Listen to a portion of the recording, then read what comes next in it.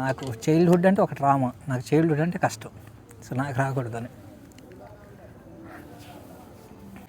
ఈ వ్లాగ్లో మొత్తం నా ఎడ్యుకేషన్ బ్యాక్గ్రౌండ్, ఎక్కడెక్కడ చదువుకున్నాను, లైఫ్ అంతా మాట్లాడదాం.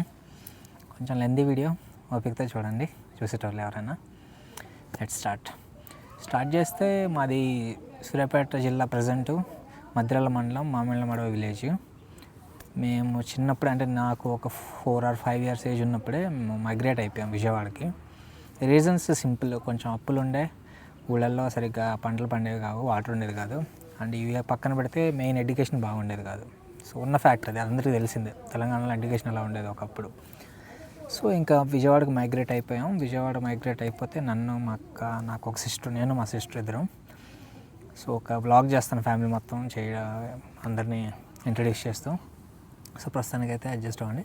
సో నేను మా సిస్టర్ అప్పుడు 6th class, నేను 2nd class, first class. So నన్ను మా అక్కనే హాస్టల్లో వేసేసారు. సో మా నాన్న అప్పుడు ఫస్ట్ 2 months కోళ్ళ ఫారం ఉండిద్ది కొత్తూరు తాడేపల్లి దగ్గర, ఆ కోళ్ళ ఫారంలో పనిచేశారు. సో ఒక 2 months తర్వాత ఒకరోజు ఆయనకి ఫింగర్ కోసుకుపోతే ఒక డాక్టర్ దగ్గరికి వెళ్తే, వాళ్ళ డాక్టర్కి ఒక స్కూల్ ఉండే అక్కడ, అంటే వాళ్ళ డాక్టర్ హౌస్, అందులో స్కూల్ రెంట్కి తీసుకొని రెసిడెన్షియల్ స్కూల్ రన్ చేసేటోళ్ళు. సో తను ఇంజక్షన్ చేయడానికి మా కోళ్ళ ఫారం, అదే మా నాన్న పనిచేసే కోళ్ళ ఫారం దగ్గరికి వచ్చినప్పుడు నన్ను మా అక్కని చూసి, పిల్లలిద్దరు ఎక్కడ స్కూల్కి వెళ్తున్నారంటే అక్కడ కొత్తూరులో లోకల్ స్కూల్ ఉండేది, అక్కడికి వెళ్తున్నారు అంటున్నారు. అవునా, అక్కడికి పంపించే బదులు ఇక్కడ హాస్టల్ ఉంది, అక్కడ జాయిన్ చేయండి, మంచిగా అక్కడే తినేసి అక్కడే చదువుకోవచ్చు, మీరు వర్క్కి అటు ఇటు వెళ్తూ ఉంటారు కాబట్టి, మారుతూ ఉంటారు కాబట్టి ఇబ్బంది అవుతుందని చెప్పారు. సో అందుకని నన్ను మా అక్కని హాస్టల్లో వేస్తారు. కొత్తూరు తాడేపల్లి ఒక ఊరు ఉంటుంది విజయవాడ దగ్గర, 15 kilometers ఉండేది. అక్కడ మదర్ తెరీసా రెసిడెన్షియల్ స్కూల్ అని ఒకటి ఉంటుంది. ఇప్పుడే తీశారు, అప్పుడు ఫండ్స్ ద్వారా రన్ అయ్యే స్కూల్ అది. సో నన్ను అక్కడ వేస్తారు. మా అక్కని సోషల్ వెల్ఫేర్ హాస్టల్ ఉండేది, అక్కడ జిల్లా పరిషత్ హై స్కూల్ కూడా ఉంటుంది, మా అక్కని అందులో వేస్తారు. 4 or 5 months తర్వాత మా అమ్మోళ్ళు కొత్తూరు తాడేపల్లి నుంచి విజయవాడకి షిఫ్ట్ అయ్యారు. విజయవాడలో కొన్ని రోజులు ఫుడ్ బిజినెస్ పెడితే కొంతమంది తెలిసిన వాళ్ళు బాగా డిస్కరేజ్ చేయడం వల్ల ఆ ఫుడ్ బిజినెస్ క్యాన్సిల్ చేసేసి, మా నాన్న కన్స్ట్రక్షన్ వర్క్ జరుగుతూ ఉండేది కదా బిల్డింగ్లో, అక్కడ వాచ్మెన్గా జాయిన్ అయిపోతే, సో అక్కడ వర్క్ ఏంటంటే ఏదైనా లోడ్స్ వస్తే రాసుకొని దింపుకోవాలి, కన్స్ట్రక్షన్ వర్క్ ఉండేది కదా, వాటికి వాటరింగ్ చేయాలి, ఇంకా కాపలా, లిటరల్లీ వాచ్మెన్ మీరు ఎక్కడైనా చూసే ఉంటారు. ఎలా ఉంటుందంటే లైక్ వాచ్మెన్ కన్స్ట్రక్షన్ హౌసెస్ దగ్గర చిన్న చిన్న పట్టాలు వేసుకొని ఉంటారు చూడండి, సేమ్ అదే పరిస్థితి. అలా మేము 4th class ఉండే వరకు అదే వర్క్, లైక్ ఒక ప్లేస్ అయిపోతే, ఒక బిల్డింగ్ కన్స్ట్రక్షన్ కంప్లీట్ అయిపోతే ఇంకో బిల్డింగ్, అలా బిల్డర్ కింద ఉండేటోళ్ళు. 4th class అయిపోయింది నాది, సమ్మర్ హాలిడేస్. సో మాకు తెలిసిన బిల్డర్ ఏం చెప్పారంటే, మా నాన్నకి తెలిసిన అతను, ఇదే వర్క్ మీరు హైదరాబాద్లో చేస్తే దీనికి డబల్ వస్తుంది, ఇక్కడ అప్పుడంతా మా నాన్నకంతా 1500 అంత ఇచ్చేటోళ్ళు మంత్లీ శాలరీ, ఫుల్ మంత్ మొత్తం శాలరీ 1500. సో అదే మీరు హైదరాబాద్ వెళ్తే అక్కడ 4000, 3000, 4000 వస్తాయి అని చెప్పారు. చెప్తే మా నాన్న, మా అమ్మ వాళ్ళు ఏం చేస్తారు, హైదరాబాద్ అంటే తెలంగాణ కదా, దట్టు మా ఊరికి కొంచెం దగ్గర కంపేర్ టు విజయవాడ, సో అక్కడికి వెళ్ళిపోదాం అని చెప్పి 5th classలో మా అమ్మ వాళ్ళు హైదరాబాద్ వచ్చారు. అప్పటికి మా అక్క 10th కంప్లీట్ అయింది, నేను 5th classకి వచ్చా. 5th classకి వస్తే జస్ట్ ఇమాజిన్, 5th class నా ఏజ్ ఎంత ఉంటుంది మీరే గెస్ట్ చేసుకోండి. మా అమ్మ వాళ్ళు హైదరాబాద్ వచ్చేస్తే నెలకు ఒకసారి వచ్చేటోళ్ళు మా అమ్మలు నన్ను చూడడానికి, నెలకు ఒకసారి వచ్చేటోళ్ళు. ఇంకా నేను అక్కడే కొంచెం అలవాటు అయిపోయింది, అక్కడే ఉన్నట్టు నెలకు ఒకసారి వచ్చేటోళ్ళు, కొంచెం 100-200 రూపీస్ ఇచ్చేళ్ళేటోళ్ళు. సరిపోయాయి, అప్పుడు బాగా ఎక్కువైపోయాయి. 200 ఇచ్చేళ్తే 100 రూపీస్, 150 రూపీస్ మిగిలిపోయాయి. మా అమ్మ వాళ్ళు మళ్ళీ 1 month తర్వాత వచ్చే టైంకి అంతా బాగానే అయింది. 10th అలా 5th వరకు ఒక హాస్టల్లో చదివాను, 1st నుంచి 5th వరకు. తర్వాత 6th, 7th మళ్ళీ again social welfare hostel, same village, Kothur తాడేపల్లిలోనే జిల్లా పరిషత్ స్కూల్ ఉండిద్ది. మా అక్క చదివింది అంతకుముందు అదే స్కూల్లో, అదే హాస్టల్లో, లైక్ గర్ల్స్ హాస్టల్ ఉంటుంది, బాయ్స్ హాస్టల్ కూడా ఉంది సోషల్ వెల్ఫేర్లో. సో నేను అక్కడ చదివాను, 6th, 7th చదివాను, ఎందుకంటే అక్కడ 7th వరకే అక్కడ హాస్టల్ అయిపోయింది. 8th విజయవాడ కంకిపాడు రూట్లో ఈడుపుగల్ అని ఒక విలేజ్ ఉంటుంది. ఆ విలేజ్లో హై స్కూల్ ఉంది అండ్ హాస్టల్ కూడా ఉంది, అక్కడ కూడా సోషల్ వెల్ఫేర్ హాస్టల్. సో నేను social welfare hostel 8th, 10th అక్కడ చదివాను. సో నా లక్ ఎలా ఉందంటే 10th అయిపోయింది నాకు, నేను మా స్కూల్ 3rd వచ్చాను. సో మాకు కొంచెం బాగా అప్పులు ఉండేవి అసలు, అలా అప్పులు అంటే బాగా అసలు ఘోరంగా ఉండే పరిస్థితి, చాలా ఘోరంగా ఉండేది ఇంట్లో పరిస్థితి. సో నేనేం అనుకున్నానంటే నాకు 9.2 జీ గ్రేడ్ పాయింట్ యావరేజ్ వచ్చింది. సో మాకు రిజర్వేషన్ కూడా ఉంది. నా ఇంటి పేరు చూస్తే మీకు అర్థమైపోద్ది మా కమ్యూనిటీ ఏంటి. సో రిజర్వేషన్ ఉంది. IIIT సీట్ పక్కా, నేను అసలు తిరిగేలేదు. IIIT సీట్ వచ్చేస్తుంది. ఇంకా ఇంటర్ ప్లస్ బీటెక్ లెగిసిపోయింది అక్కడ, ఏ ఖర్చు లేకుండా అని చెప్పి డిసైడ్ అయిపోయాను. డిసైడ్ అయిపోతే జూన్ ఎండ్కి వచ్చేసింది. అప్పుడే రిజల్ట్స్ వచ్చినాయి. రిజల్ట్స్ వస్తే సో నా బ్యాడ్ లక్, నాకు సీట్ రాలేదు. సీట్ రాకపోయేసరికి అండ్ మా ఇంట్లో అసలు పైసలు లేవు, డబ్బులు లేవు ఫీజు కట్టడానికి. మాకు తెలిసిన ఒక అన్న లైక్ నేను బాగా చదివేటోడిని. మా అమ్మ నాకు ఇదే చెప్పేది ఇప్పుడు, సో నీకుంది, మనకేమీ లేదు, నువ్వు బాగా చదువుకుంటేనే నీ లైఫ్ బాగుంటుంది, లేకపోతే మా కజిన్స్ లాగా నువ్వు కూడా ఇంక అంతే, ఊర్లలో కూలి పని చేసుకుని బతకాలి అంటూ చెప్పేది ఫస్ట్ నుంచి. సో నేను కొంచెం బాగా చదివేటోడిని, నాకు ఇవన్నీ సిచ్యువేషన్ తెలిసి అర్థం చేసుకొని బాగా చదువుకునేటోడిని.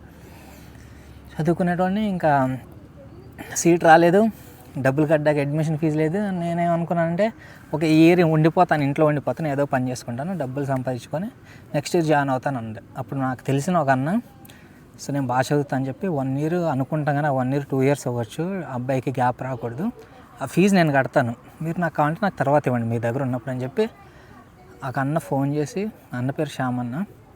సో తను ఫోన్ చేసి పిలిపించుకొని విజయవాడకి.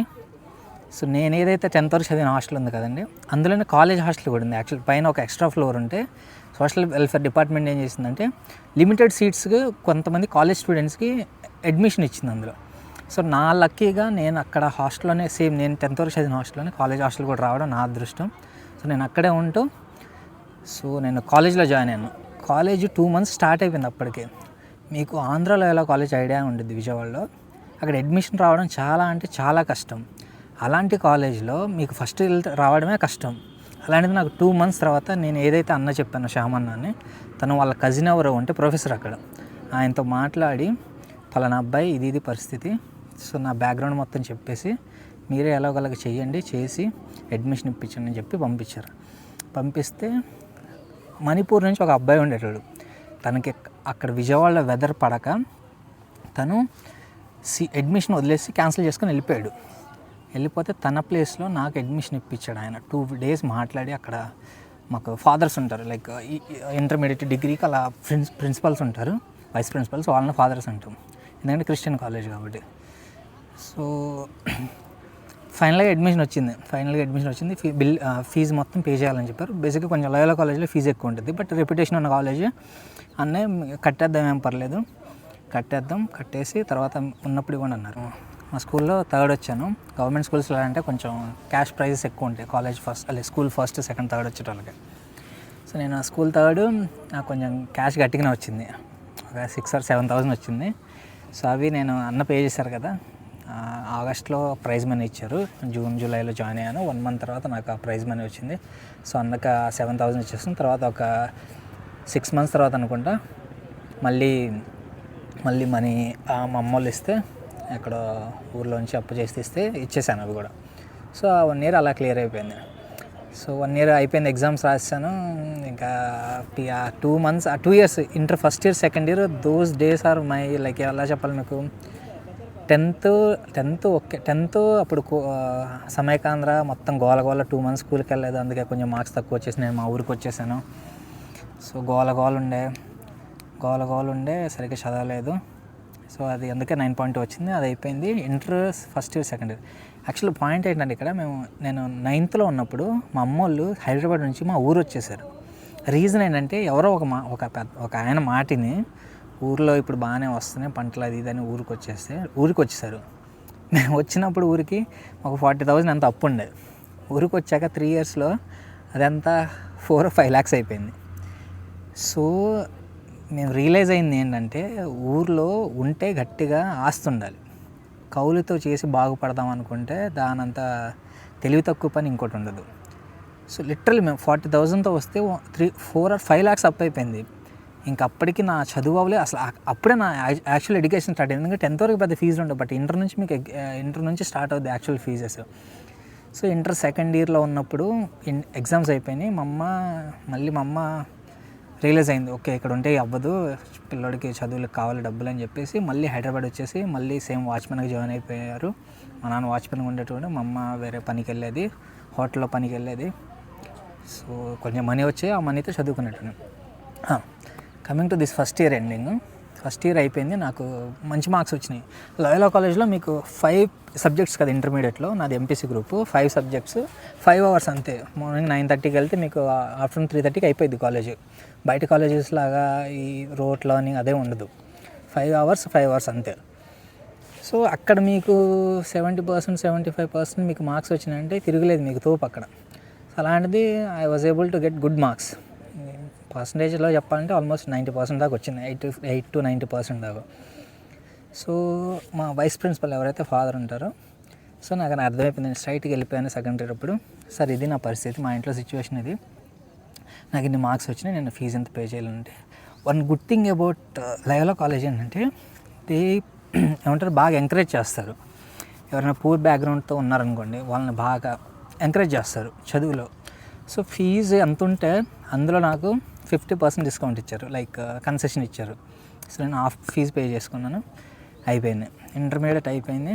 ఇంకప్పుడు మా అమ్మ వాళ్ళు హైదరాబాద్ వచ్చేసారు, మళ్ళీ సేమ్ అదే వర్క్. డిగ్రీ అప్పుడు సేమ్ ఇదే పరిస్థితి. మా అమ్మ వాళ్ళు చేసే సగం మొత్తం డబ్బులు అప్పులకి వడ్డీలకి వెళ్ళిపోతూ ఉండేవి. మీకు దాని గురించి ఒక ఎగ్జాంపుల్ చెప్తాను. మాకు తెలిసిన ఒక ఆవిడ, సొంత రిలేటివ్, 18,000 ఇచ్చింది మాకు. మా అక్క పెళ్ళికి 18,000 ఇస్తే we paid her almost 1,00,000 rupees. And ఆ లాస్ట్ 10,000 నా శాలరీలో తీసుకెళ్ళి ఇచ్చి ఫినిష్ చేసాం. అంత అప్పు అంటే మేము చేసిన అప్పు కొంచెం, దాంట్లో వడ్డీలు పే చేసింది ఒక 1 రూపీ అప్పు తీసుకొస్తే 5 రూపీస్ వడ్డీ పే చేశాను. అందుకే నేను అప్పటి నుంచి బాగా జాగ్రత్త ఉంటాను. నేను ఎప్పుడైతే ఎర్నింగ్ స్టార్ట్ చేశానో, మన స్తోమతకు మించి ఎప్పుడు ఏది అప్పు చేయకూడదు. నువ్వు 10 రూపాయలు అప్పు కట్టగలుగుతావు అనుకుంటే 8 రూపాయలే తెచ్చుకోవాలి. 10 కట్టగలుగుతావు అని చెప్పి 15-20 తెచ్చుకుంటే 15-20 కాస్త 50 అవుతుంది. సో అదొక బెస్ట్ లెసన్ నేను నేర్చుకుంది, మా అమ్మ వాళ్ళ ద్వారా నేను నేర్చుకున్న లెసన్. మన స్తోమతకు మించి ఏది చేయకూడదు, స్తోమతకు మించి ఏది అప్పు చేయకూడదని.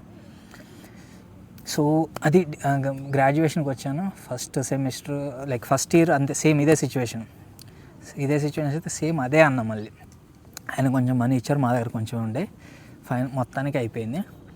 Second semester like second year third ఇయర్కి వచ్చేసరికి సేమ్, నాకు 90%, 91% వచ్చేది.